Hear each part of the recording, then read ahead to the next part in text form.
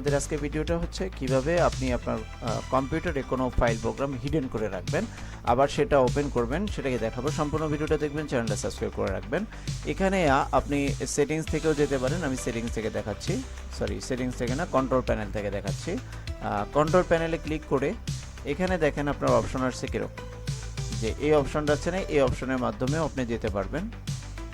এখানে যে appearance and personalisation একটা অপশন আছে, এখানে ক্লিক করুন। দেখেন এখানে show hidden files and folder.